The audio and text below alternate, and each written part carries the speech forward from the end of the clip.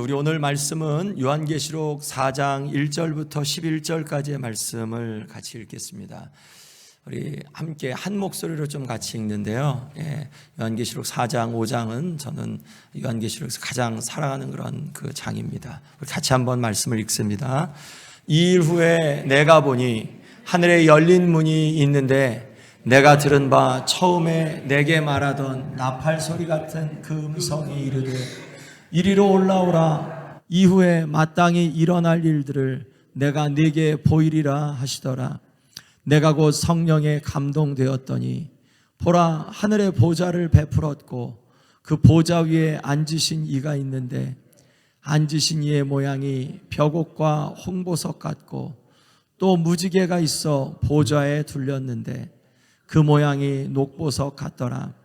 또 보좌에 둘려 24 보좌들이 있고 그 보좌들 위에 24 장로들이 흰 옷을 입고 머리에 금관을 쓰고 앉았더라. 보좌로부터 번개와 음성과 우레소리가 나고 보좌 앞에 켠 등불 7이 있으니 이는 하나님의 7 영이라. 보좌 앞에 수정과 같은 유리바다가 있고 보좌 가운데와 보좌 주위에 네 생물이 있는데 앞뒤에 눈들이 가득하더라. 그 첫째 생물은 사자 같고 그 둘째 생물은 송아지 같고 그 셋째 생물은 얼굴이 사람 같고 그 넷째 생물은 날아가는 독수리 같은데 네 생물은 각각 6 날개를 가졌고 그 안과 주위에는 눈들이 가득하더라. 그들이 밤낮 쉬지 않고 이르기를 거룩하다 거룩하다 거룩하다 주 하나님 곧 전능하신 이여 전에도 계셨고 이제도 계시고 장차 오실 이시라 하고 그 생물들이 보좌에 앉으사 세세토록 살아계시는 이에게 영광과 존귀와 감사를 돌릴 때 24 장로들이 보좌에 앉으신 이 앞에 엎드려 세세토록 살아계시는 이에게 경배하고 자기의 관을 보좌 앞에 드리며 이르되 우리 주 하나님이여 영광과 존귀와 권능을 받으시는 것이 합당하오니 주께서 만물을 지으신지라. 만물이 주의 뜻대로 있었고 또 지으심을 받았나이다 하더라. 아멘. 우리가 오늘 함께 읽은 이 말씀 이렇게 한번 1절부터 이렇게 쭉 한번 보도록 한번 해보겠습니다. 그냥 간단하게 한번 쭉 먼저 읽어볼게요. 내용이 굉장히 많은데요. 자, 하늘에 열린 문이 있습니다. 하늘에 열린 문.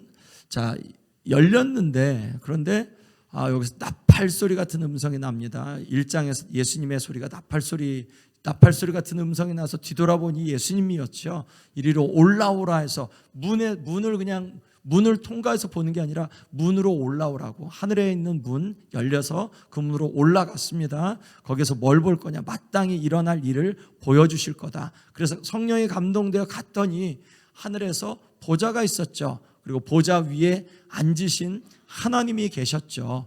이거는 그 라우디게아 교회 너희들이 이기는 자에게 주시는 그런 축복이 너희들 그 보좌에 앉게 해주시기를 이제 저기 한다고 말씀하셨죠. 내 보좌에 함께 앉게 하여 주기를 내가 이기고 아버지 보좌에 함께 앉은 것과 같이 하겠다고. 아버지가 보좌에 앉아 계시고 그래서 예수님이 이기셔서 보좌에 앉으셨고 이제 이기는 자들이 예수님과 함께 보좌에 앉을 것이라는 그런 말씀을 주셨죠. 자, 또 보좌 4장과 5장의 보좌만 17번이 이렇게 등장한다 그래요. 그러니까 보좌는 다스리는 자의 위엄, 위치 뭐 그런 것들을 의미하죠. 24 보좌에 24 장로들이 있습니다. 24 장로가 누구냐? 사람이냐? 아니면 천사냐? 혹은 이게 그냥 교회 공동체를 의미하냐? 그런 것들에 대한 해석을 나중에 한번 좀 보겠고요. 이들이 흰 옷을 입고 있습니다. 머리에 금관을 쓰고 있습니다.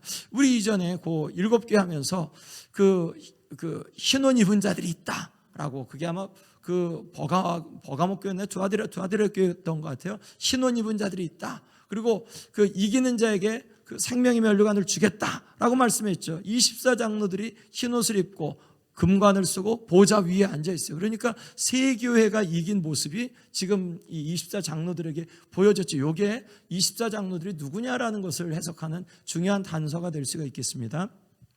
보좌에서 이런 번개의 음성, 우레소리가 납니다. 이것은 이전 그 구약에서도 이 번개가 치고 막 우레소리가 나고 불이 번쩍번쩍하는 그런 거는 이제 출애굽기나 시내산에서, 그리고 에스겔서 1장 말씀에서 하나님 보좌 이야기할 때 그때 나오고, 나중에 요 패턴 번개 음성 우레소리는 이 그 요한계시록 안에서 4번에 걸쳐서 점점 강화되면서 반복되어지죠. 7 등불 성령을 의미합니다. 자, 보좌 앞에 수정 같은 유리바다가 있다. 이게 이제 나중에 계시록 15장 말씀에서 수정 같은 그런 유리바다가 한 번 더 나오거든. 보좌 앞에 나온 거. 그런데 그 뭐냐? 이게 에스겔서 1장 말씀으로 볼 때는 이 수정 같은 유리바다를 궁창에 그렇게 비유해서 창세기 1장 2절에 있는 궁창으로 비유했고요. 그리고 또 요한계시록 15장 2절 말씀에서는 이것이 마치 이 그 홍해바다를 건넌 이후에 홍해바다, 그리고 승리한 자가 누리는 어떤 그러한 그 지위에 대해서 이렇게 그 보여주는 말씀이 있습니다. 24장로들이 있는데 보좌 주위에 또 4 생물이 있다. 이들은 누구냐? 천사냐? 아니면 천사와 구별되는 천상의 존재냐? 라는 그런 그 질문을 할 수 있죠. 이들의 얼굴이 사자, 송아지, 또한 사람, 독수리. 자, 요 표현은 다니엘서나 혹은 에스겔서 1장, 다니엘서 7장, 에스겔서 1장 말씀에 나오는 이제 그런 모양하고 비슷합니다. 조금 묘사는 다른데 그래도 그 구약을 아는 성도들은 굉장히 익숙한 그런 표현이 됩니다. 6개가 각각 6개 날개를 가졌다. 이들은 뭐하냐? 밤낮 쉬지 않고 하나님을 찬양한다. 어떻게 찬양하냐? 거룩하다 거룩하다 거룩하다. 주 하나님 곧 전능하시니요, 전에도 계셨고 이제도 계시고 장차 오실이다. 이게 이전에 예수님에게도 표현됐죠. 하나님에게도 표현이 되죠. 자, 이 4 생물이 그렇게 찬양하는 것, 나중에 이제 내일 모레 이 요한계시록 안에 있는 찬양을 나눌 텐데요. 그때 이 부분을 조금 더 나눕니다. 자, 이 생물들이 그렇게 막 감사를 돌리니까, 하나님을 4 생물이 찬양하니까 24장로들이 하고 찬양 잘하네, 그렇게 구경하지 않고 한쪽에서 찬양하니까 그들 마음에서도 하나님을 향한 그런 찬양이 같이 올라가요. 24장로들도 찬양을 하는데 어떻게 찬양하냐? 자기들 머리 위에 있는 그런 하나님이 주신 상급을 하나님 앞에 내어드리면서 자기의 관을 보좌 앞에 드리며 그렇게 하나님을 찬양하는 모습이 이렇게 오늘 말씀 가운데 나누는데요. 자, 오늘 말씀을 보면서 저희 한번 같이 먼저 볼게요. 우리가 어디를 볼 거냐면요, 에스겔서 1장 말씀을 한번 봅니다. 자, 에스겔서 1장 말씀을 한번 보고요. 1장 말씀을 봐야 그렇구나, 이게 이렇게 딱 이렇게 더 잘 나옵니다. 자, 1장 찾으셨으면 자, 그냥 이렇게 쭉 봅니다. 4절 말씀을 보면 폭풍, 큰 구름, 불이 번쩍번쩍, 그리고 이제 그런 게 보이죠. 아까 이제 그 하나님이 보좌 주변에서 그런 모습이 나타나죠. 5절에서 4 생물의 형상이 나타났다. 이 형상이 어떠냐? 그 사람의 형상이 있었는데 6절에 4 얼굴 4 날개가, 즉 각 생물들은 그랬다. 자, 10절 말씀을 보면 그 얼굴들의 모양이 4새 아픈 사람, 사자, 소, 독수리 똑같죠. 지금 그거가 똑같죠. 자, 그리고 또 13절 말씀을 보면 타는 숯불, 횃불 모양, 불은 광채가 나며 그 가운데 번개가 있고, 자, 아까 그 표현이랑 비슷하죠. 그리고 18절 말씀을 보면 그 4 둘레로 돌아가면서 눈이 가득함, 똑같죠. 자, 그리고 또 22절 말씀에 생물의 머리 위에는 수정 같은 궁창의 형상이 있어. 여긴 유리바다인데 수정 같은 궁창의 형상이 있다. 그러니까 그것이 같은 비슷한 부분이라는 걸 볼 수가 있겠고요. 그리고 26절 말씀에 보좌가 나오죠.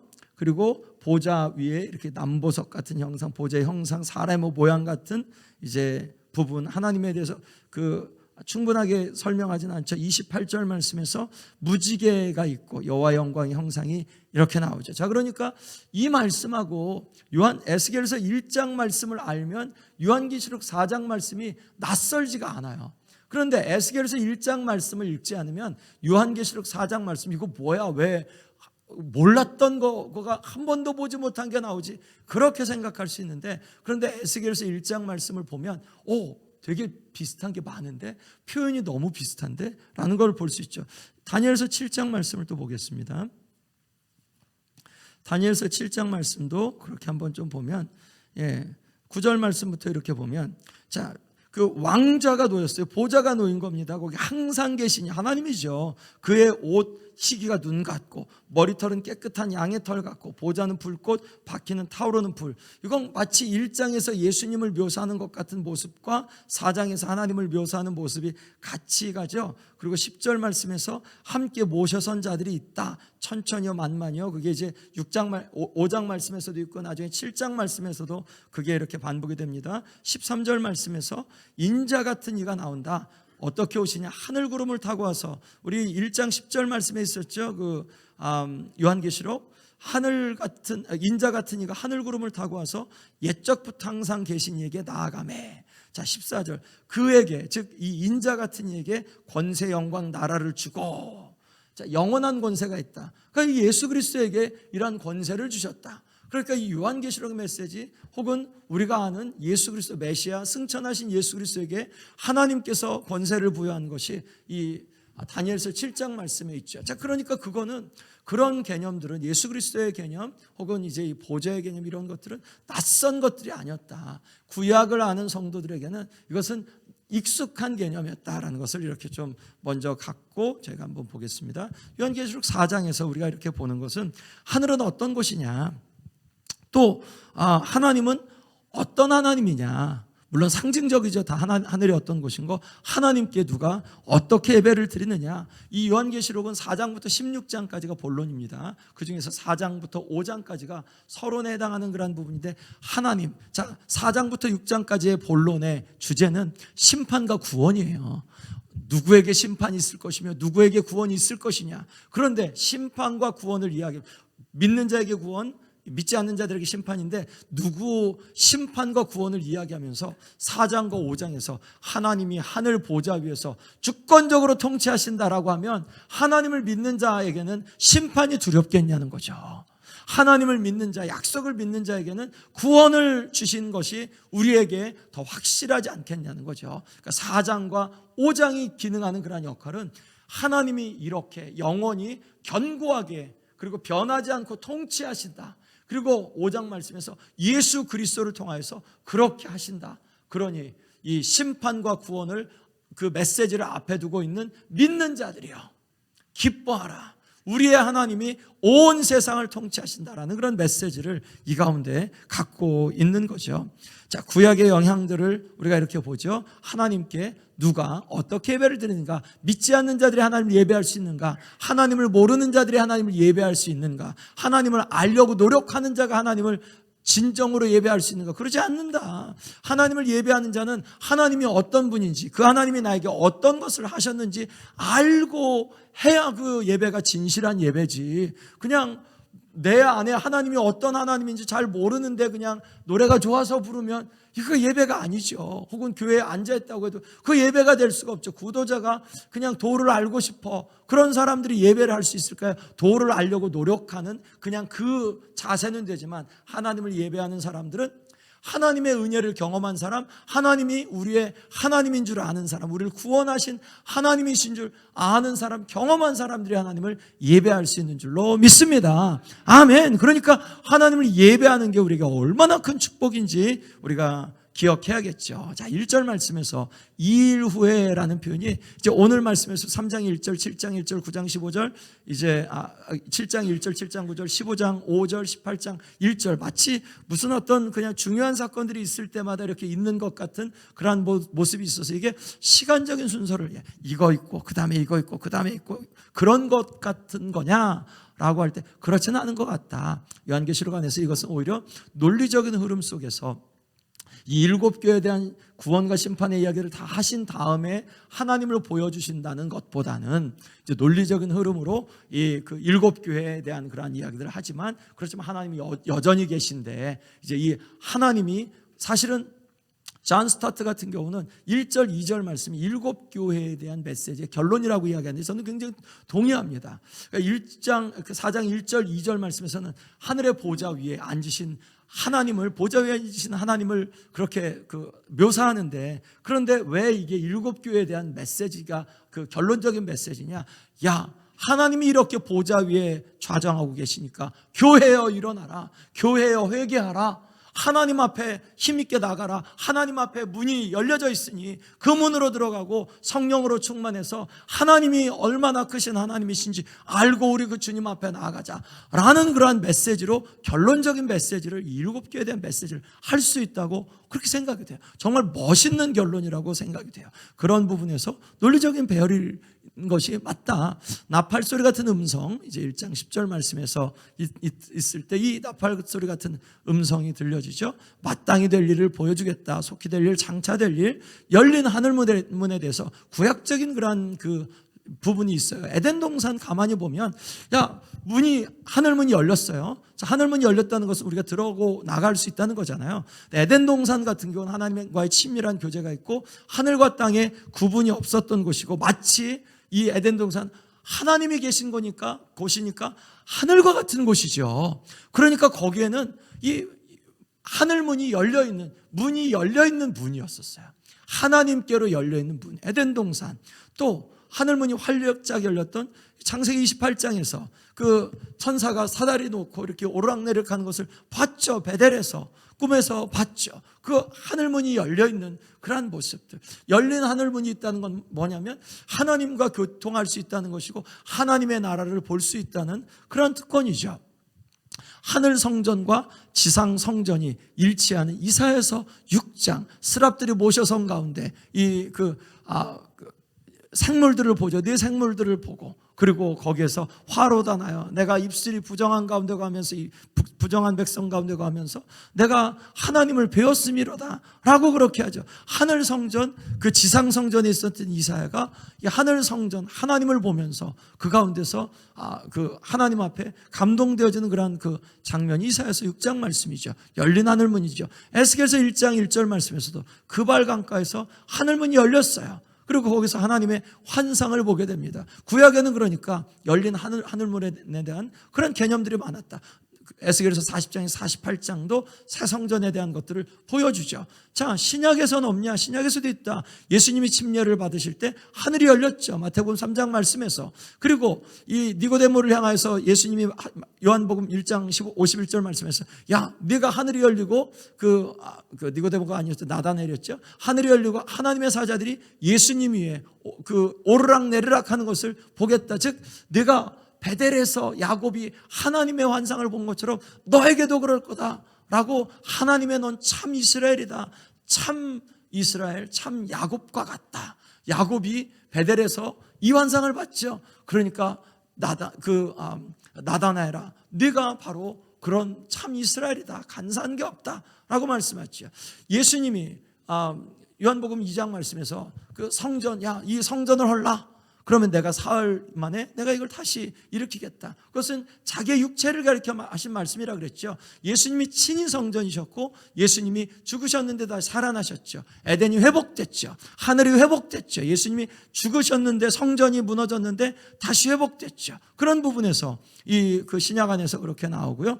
또 물론 여기서 나오는 게 그 스데반도 보죠. 그 7장 말씀에서, 사도행전 7장 말씀에서 하늘이 열린 것을 보고 인자가 하나님 우편에 서신 것을 보노라. 그리고 베드로도 10장 말씀이었죠. 욥바에서 그 환상을 보면서 오르락내리락 하는 거 9장 말씀이었군요. 그거 이렇게 보고, 그리고 12장 말씀에서 고린도후서 사도 바울도 3층 천에 올라간 것, 열린 하늘로 그렇게 올라갔죠. 자, 그러니까 구약에 그 열린 문의 그런 성취가 예수 그리스도를 통해서 온전히 성취됐는데, 즉 종말적인 그런 현상이 성취되었는데, 구약 신약 동일하게 열린 문에 대한 부분들이 굉장히 많다. 요한계시록 안에서 열린 이 문이 열렸다라는 게 굉장히 많아요. 계시 자체가 덮여져 있는 걸 연다는 의미잖아요. 그러니까 열린 문, 열린 마음, 열린 책, 열린 인, 그리고 입을 연 땅, 입을 연 짐승, 열린 책들, 열린 생명책, 열렸다는 표현이 요한계시록 안에 많아요. 우리가 생각할 땐 요한계시록 너무 어려워, 닫혀진 책 같은데 아니에요. 열어주시는 게 정말 많아요. 열림, 신약성경에서 모두 77번 중에서 계시록에서는 27번이 사용되었다. 계시록은 열린 성경책입니다. 하나님이 열어주셨으니까 우리가 그 열린 것을 통해 봐야겠죠. 아멘. 누가 볼 수 있냐? 하나님의 사람들이 볼 수 있도록 하나님이 열어주신 줄로 믿습니다. 아멘. 하늘의 문이 열렸습니다. 이것은 요한이 딱 돌아보니까 문이 스르륵 자동문이 열렸다는 그런 표현이 아니라 이미 열려져 있는 거. 이미 열려져 있는 하나님 나라의 문이 이미 열려져 있는 것을 보게 되었어요. 여기가 열려 있었는데 라고 해서 이제 성령에 감동돼서 그 하늘로 올리우죠. 문도 열리고 하늘도 열렸다. 하늘에는 누가 있는가? 요한계시록의 표현은 상징들이죠. 거기에 진짜 무지개가 있을 거라고. 야, 하나님 앞에 갔는데 무지개 없던데 여기 아닌 것 같아. 그러면 안 되죠. 무지개는 어떤 상징이냐면 하나님의 위엄의 상징, 하나님의 권위의 상징, 하나님의 영광의 상징이죠.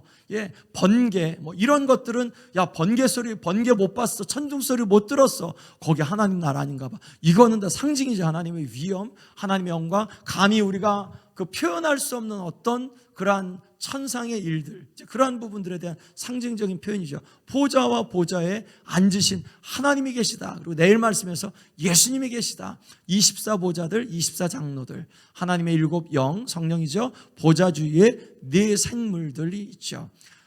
무엇보다 누가 더 중요하다, 무지개가 있냐 보다 하나님 나라에 하나님이 계셔야죠. 예수님이 계셔야죠. 성령님이 계셔야죠.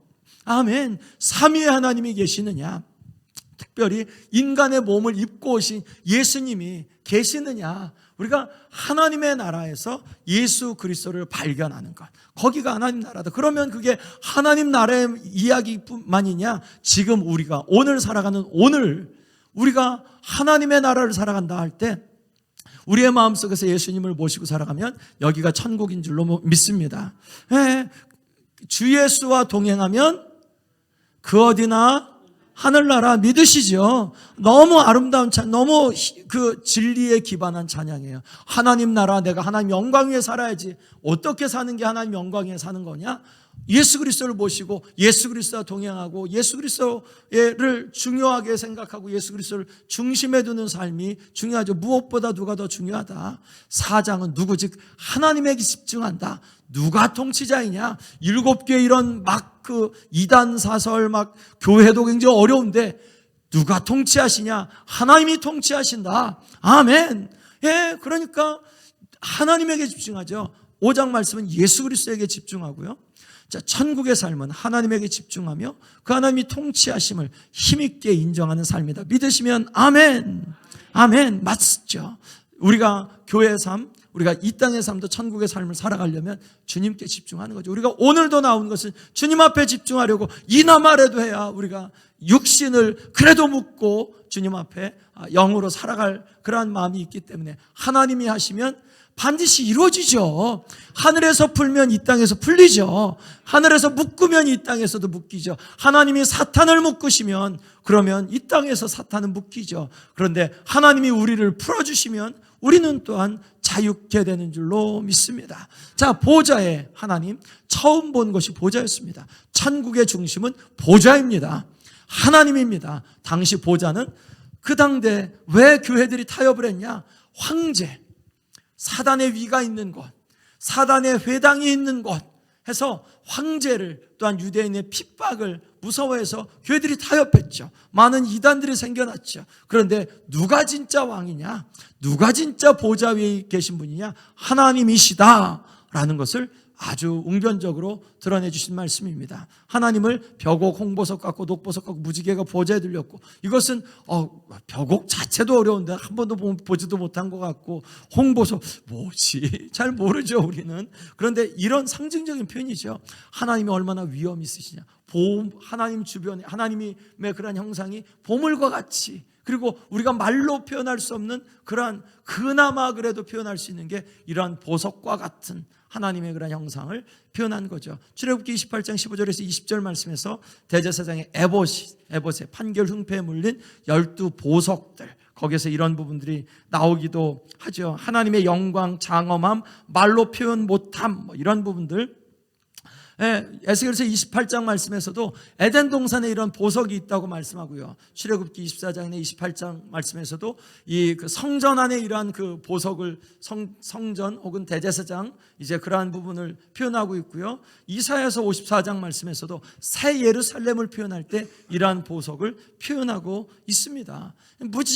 무지개도 에스겔서 아까 우리가 봤을 때 1장 28절 말씀에 있죠. 하나님의 영광, 하나님의 어미, 또 혹은 노아의 그러한 언약, 무지개 언약을 통해서 하나님의 약속을 반드시 성취하신다라는 어떤 그러한 그 부분들을 이 하나님의 보좌 형상 속에서 우리가 이렇게 볼 수 있는 거죠. 자, 이 24장로들, 보좌에 둘려있는 24장로들, 이들은 사람이냐 천사냐 아니면 뭐 어떤 거냐, 어떤 존재냐. 흰옷을 입고 앉아있죠. 우선 말씀해 보면 흰옷을 입고 앉아있다. 머리에 금면류관을 쓰고 앉아있다. 그리고 이들은 보좌 위에 앉아있다. 이거 아까 말씀드린 대로 7교회 안에 3교회에게 이기는 자에게 주신 그런 축복들이 이렇게 있는 거죠. 그러니까 교회와 연결되어진 그런 모습이죠. 자, 그게 한 단서고요. 하나님 앞에 엎드려 그들이 경배하고 자기의 면류관을 보좌 앞에 던지면서 하나님을 찬양하는 존재로 이렇게 드러냅니다. 그리고 5장과 7장에서 5장에서 야, 이거 그 두루마리를 보고 7인이 이렇게 그 찍힌 걸 보고 이거 누가 여냐? 요한이 보니까 이거 아무도 열 수 없어 막 우니까 걱정하지 마라. 이거 누가 열 수 있다 하고 이제 그 예수님을 소개하죠. 그런 해석자로 장로가 또 7장 말씀에서도 이 그 14만 4천 뭐 그런 것들 이야기하면서 이제 그렇게 해석하고 있는 그러한 모습을 보죠. 24장로들을 사람이라고 생각하는 그러한 사람들이 있습니다. 12족장 12사도를 의미한다. 역대상 24장 말씀에서 다윗이 세운 24장로들의 반열을 통해서 이제 했던 뭐 그것부터 시작해서 구약의 12 그 지파, 신약의 12사도 그걸 대표하는 거다라고 해석하는 분들, 신약 이전의 구약의 위대한 성인들, 역대상 24장에서 제사 24반열로 이루어진 전체 공동체, 그리고 참 이스라엘로서의 교회, 심판의 자리에 앉은 교회, 흰옷을 입고 면류관을 쓰고 있는 천사는 그런 예가 없다. 그러니까 이건 사람이다. 그래서 입실찬 교수나 혹은 빌 같은 그런 주석가들은 이거는 24장로들은 그 구원받은 구원받은 교회 공동체를 의미한다라고 그렇게 해석을 해요. 반면에 또 제가 읽었던 그레든 아스본이나 다른 그런 신학자들은 이건 24장로들은 천상의 존재, 천사들이다. 천사들이기는 한데 물론 거기에서 이렇게 그 하나님의 모든 백성을 대표하는 그러한 존재이긴 하지만 천사의 존재다. 교회 공동체와는 조금 다르다라고 말씀을 해요. 4장에 사람은 없고 시편 89편 7절에서 하나님이 거룩한 자의 회중에 계신다고 했다. 골로새서 1장 16절에서 천사들은 정사 권세자로 표현되고 있다. 그리고 천사도 흰옷을 입고 있다. 그리고 장로의 역할이 이런 부분들을 이런 것들이 있는데 이 장로는 천상에 있는 그런 존재일 거다라고 하는데 저도 이렇게 이런 부분들을 좀 고심을 해보고 둘 다 이렇게 되게 설득력이 있어요.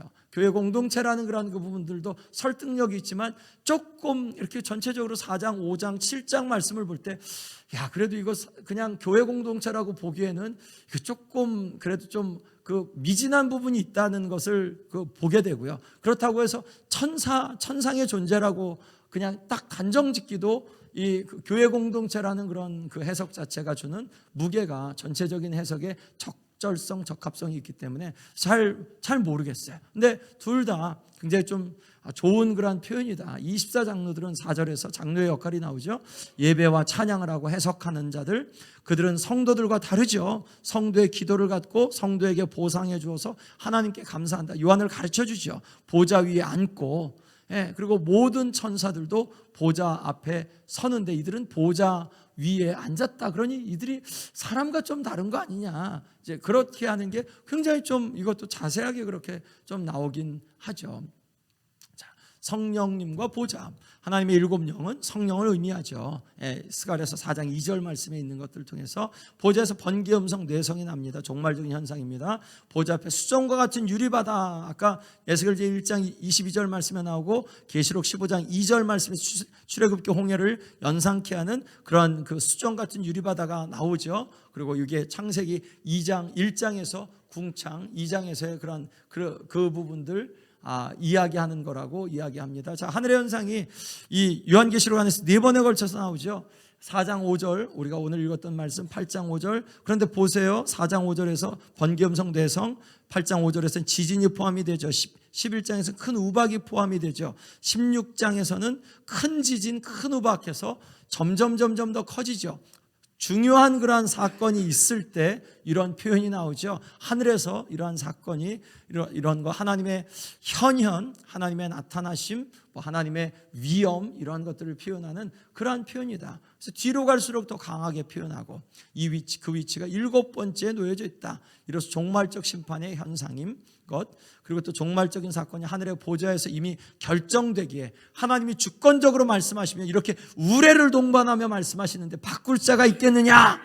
하나님이 이렇게 번개치면서 말씀하시는데 누가 그거를 바꿀 수 있겠느냐? 바꿔지지 않는다라는 그런 심판의 확실성에 대한 것을 말씀해 주시는 부분이기도 하죠. 자, 네 생물로 가보면 보좌 가운데 또한 주위에 있죠. 앞뒤에 그리고 안과 주위에 눈이 가득하다. 거기 아까 에스겔서 말씀에서도 잠깐 나왔었죠. 각각 사자, 송아지, 사람, 독수리 같다. 이제 그런 형상이 있는데 여기서는 이 사자 이 땅 위에서 그 동물 최고죠. 독수리 하늘의 최고죠. 사람 만물의 영장, 또 송아지 같은 경우 이제 인간이 부리는 그러한 그 짐승 중에 최고죠. 가장 힘이 센. 그러니까 각 피조물의 탁월한 존재를 그렇게 상징하고요. 각각 6날개 안과 주위에 눈이 가득한데 이사야서 6장이나 혹은 에스겔서 1장에서는 조금 다르게 표현한다. 라는 거 조금 이따 한번 보겠고요. 뭘 하냐? 이 네 생물은 밤낮 쉬지 않고 찬양한다. 근데 이것만 하냐? 에스겔서 말씀을 볼 때 이 네 생물들은 하나님의 말씀이 있으면 성령 따라서 메신저의 역할들도 한다. 이 네 생물들은 하나님을 호위하는 호위부사, 그것뿐만 아니라 하나님의 메시지를 전하는 메신저의 역할로도 이렇게 기능한다. 이들은 인을 소개하기도 하고 대접을 그렇게 건네기도 하는 그런 것. 이사야의 스랍들은 날개가 4개입니다. 자, 2개로는 얼굴을 가리고 2개로는 발을 가린 이제 그러한 모습들이 있고요. 얼굴은 하나도 표현을 안 해주고 있어요. 요한계시록 안에서 네 생물이 각기 그냥 하나는 사람, 하나는 송아지, 하나는 사자, 하나는 이제 독수리 그렇게 있고 6날개가 있죠. 그렇게 있는데 에스겔서는 4날개가 있습니다. 4날개로, 자, 2날개로 날고 2날개는 이렇게 몸을 가리고 사람의 손 같은 것이 있고, 얼굴은 4 얼굴이 다 있죠. 이쪽으로는 사람, 이쪽으로는 소, 이쪽으로는 사자, 이쪽으로는 독수리, 그렇게 해서 이렇게 있는, 밑에 바퀴가 있고 그런 조금 다른 그런 모습이 있죠. 자, 4 생물들. 자, 비교를 해보면 날개 숫자가 에스겔서 4개, 이사야서와 요한계시록은 6개. 이게 이제 에스겔서는 2개로는 발을 가리고 2개로 날고, 이사야서 같은 경우는 2개로 눈을 가리고 2개로는 또 발을 가리고, 그리고 요한계시록에서는 이제 그냥 가렸다는 그런 표현은 없죠. 자, 성전 내에서 어디 있냐? 에스겔서 말씀은 바퀴와 함께 보좌의 기초가 된다. 이사야서에서는 보좌 위에 있다. 요한계시록 4장에서는 보좌 가운데와 주위에 있다. 얼굴은 아까 4 얼굴, 이렇게 요한계시록 이렇게 4 얼굴, 그런데 에스겔서에서는 한 그런 생물의 4 얼굴을 다 갖고 있고, 요한계시록에서 한 생물이 각자 하나씩 갖고 있고, 이사야서에서는 얼굴에 대한 표현이 없다. 4 생물들이 찬양합니다. 뭘 찬양하냐? 거룩하다, 거룩하다, 거룩하다. 거룩 전능하신 주여, 이른 아침, 이런 찬양들, 이제도 계시고 전에도 계시고 장차 오실 자다. 면류관 가지고, 이런 찬양 같은 거 24장로가 드렸던 그러한 것을 토대로 해서 만든 찬양이죠. 주 예수 이름 높이여다 찬양하여라. 이거는 이제 5장에 있는 그런 말씀. 이제 오늘 여러 가지 그런 찬양 속에서 주님 큰 영광 받으소서, 홀로 찬양 받으소서, 이런 찬양도 그렇고요. 예, 이제 이런 부분들이 이 요한계시록 4장과 5장, 7장을 통해서 정말 많은 찬송들이, 그렇게 가사의 묵상들이 그 4장, 요한계시록 4장, 5장, 7장 말씀을 통해서 이렇게 지어진 것들을 볼 수 있습니다. 영광, 존귀, 감사를 보좌에 앉으사 세세토록 사시는 하나님께 돌리죠. 자, 이 네 생물이 찬양하니까 24장로들이 보좌 위에 앉아서 그들이 그냥 듣고만 있었냐? 잘했다고 박수만 쳤냐? 절대 그렇지 않고 그들이 보좌에 앉으신 하나님 앞에 의자 위에서, 자신들이 앉고 있는 의자 위에서 내려와서 하나님의 보좌 앞에 엎드려서 경배했다. 예배 자리에서는, 우리의 예배 자리에서는 누구든지 구경하는 사람이 없다. 누구든지 거기에서 예배를 받는 사람이 없다. 누가 예배를 받냐? 교회 안에서 목사가 예배를 받냐? 아니면 뭐 어떤 사람이, 믿음이 없는 사람이 예배를 받는 거냐? 아니다. 교회는 하나님이 예배를 받으시는 곳이 교회다. 아멘. 하나님을 예배한, 누가 하나님을 예배하고 누가 하나님을 높일 때 우리의 마음도 저분이 하나님을 이렇게 높이니 나도 이렇게 높여야지 하는 마음을 갖는 게, 그게 참된 마음이다. 저분이 하나님을 높이는데 잘해봐라, 잘하네 하고 그냥 박수만 쳐주는 존재가 아니다. 그 사람을 하는 게 아니라 이 사람이 예배하는 하나님, 그 하나님에게 우리도 함께 경배를 드리는 게, 그것이 교회다. 그것이 또한 신앙이다. 자기의 면류관을 보좌 앞에 던지죠. 우리 주 하나님이여 영광, 존귀, 능력을 받으신 것이 합당하오니 주께서 만물을 지으신지라 만물이 주의 뜻대로 있었고 또 지으심을 받았습니다 하고 이 24장로들이 그렇게 하나님께 찬양하고 있습니다. 24장로들의 그런 모습들을 이렇게 한번 좀 봤고요. 물론 이건 다 그냥 그림이에요. 상상도예요. 이게 그냥 이렇게 안 돼 있을 가능성이 제 생각에 99%일 것 같아요. 예, 그런데 아무튼 이 말씀을 바탕으로 해서 이렇게 여러 그림들을 그렸어요. 그리고 이런 그림들을 그리려고 했던 미술가들이 되게 많았어요. 요즘에 컴퓨터 그래픽으로 하지만 19세기, 20세기 초반 그럴 때 많은 분들이 그리려고 했는데 굉장히 조금 어색한, 좀 부족한 그런 그림들이 많은데, 요즘 같은 경우는 훨씬 더 이렇게 디지털라이즈한 그런 그림들이 많죠. 4장의 교훈들을 보면 하늘 문이 열렸습니다. 중심 인물은 누구라고요? 하나님입니다. 교회의 위상, 핍박받지만 하나님이 주권적으로 역사하신다. 교회가 지금 현재 어려운 교회들도 있지만 염려하지 마라. 하나님을 견고하게 붙잡아라. 하나님이 주권적으로 역사하신다. 장차 일어날 모든 일의 근원지는 하나님의 보좌다. 황제도 아니고 또 혹은 짐승도 아니고 앞으로 일어날 것은 누가 주관하시냐? 하나님이 주관하신다. 아멘. 자, 그러면 이 요한계시록 말씀은 두려워할 말씀이 아니잖아요. 왜냐하면 이 앞으로 일어날 모든 일의 근원지는 하나님의 보좌다 라고 하면 요한계시록의 말씀은 무서워하거나 혹은 이 요한계시록 말씀, 야, 우리가 앞으로 어떻게 살지, 그거 염려할 일이 아니죠. 왜냐하면 하나님으로부터 다 있는데, 다 생겨나는데. 그러니 이 세상에 일어난 그런 여러 가지 일들, 앞으로 미래에 대한 그런 불확실함, 이런 것들도야 하나님의 섭리 안에 다 있어. 하나님의 보좌, 하나님 이렇게 보좌에 앉아 계신데 우리가 뭘 두려워하겠어? 교회여 일어나라. 교회여 깨어나라. 우리 하나님을 바라보면서 그 가운데 이 세상에서 마지막 때를 살아가자. 이런 메시지가 요한계시록의 메시지죠. 미래를 준비하게 하죠. 사전에서 배우는 예배, 이런 여러 가지 그런 부분들이 이렇게 있죠. 예, 굉장히 중요한 그런 말씀들이 이 4장 가운데 있고요. 예, 이 4장 통해서 예수님에게, 하나님에게 이렇게 집중하게 하는 것. 아무리 작은 교회여도, 능력이 없어도, 가난해도 교회여 안심하라. 하나님의 보좌의 영광을 보면 교회는 결코 초라하지 않다. 교회는 결코 비참하지 않고, 교회는 미래의 실패를 두려워하지 않아도 된다. 하나님이 보좌 위에 앉아 계시니 하나님께서 가운데 주관하신다는 그런 메시지를 저와 여러분들에게 오늘 말씀을 통해서 주시는 줄로 믿습니다.